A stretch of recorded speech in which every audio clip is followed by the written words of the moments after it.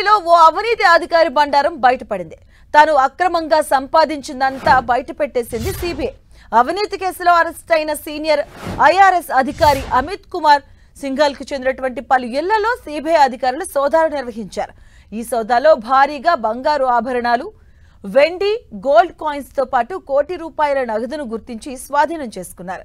ఇక 2007 బ్యాచ్ కు చెందినటువంటి ఐఆర్ఎస్ అధికారి అమిత్ కుమార్ సింఘాల్ ఢిల్లీలోని director of talks payer services లో అడిషనల్ డైరెక్టర్ జనరల్ గా ఉన్నారు. ఇన్కమ్ ట్యాక్స్ నోటీస్ నుంచి విముక్తి కల్పించేందుకు ఇటీవల లా పినోస్ పిజ్జా ఫ్రాంచైజీ యజమాని అయినటువంటి సనమ్ కపూర్ ను లంచం డిమాండ్ చేశాడు. 45 లక్షలు ఇవ్వాలని, లేకుంటే లీగల్ చర్యలు తప్పవని, భారీ జరిమానా సైతం కట్టాల్సి ఉంటుందంటూ బెదిరించాడు. దీంతో బాధితుడు సిబిఐ అధికారులను ఆశ్రయించాడు. గత శనివారం తొలి విడతగా 25 లక్షల నగదును మొహాలీలోని అమిత్ కుమార్ నివాసంలో అతడి సహాయకుడి హర్ష్ కోటక్కు ఇస్తూ ఉండగా సిబిఐ అధికారులు వలపన్ని రెడ్ హ్యాండెడ్ గా పట్టుకున్నారు. అతడు ఇచ్చిన సమాచారంతో అమిత్ కుమార్ సింఘాల్ పై పోలీసులు కేసు నమోదు చేశారు. ఆదివారం అమిత్ కుమార్ ను ఢిల్లీలోని అతని నివాసంలో అరెస్ట్ చేశారు.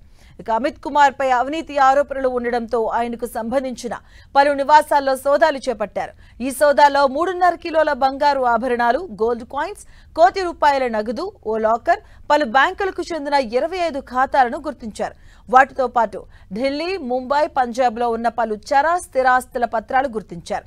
అయితే గుర్తించిన స్థిరాస్తుల విలువ ఎంత ఉంటుందో లెక్కించే పనిలో అధికారులున్నారు. అమిత్ కుమార్, అతడి సహాయకుడిని సిబిఐ అధికారులు కోర్టులో ప్రవేశపెట్టగా వారికి న్యాయమూర్తి 14 రోజుల జ్యుడిషియల్ కస్టడీ విధించారు.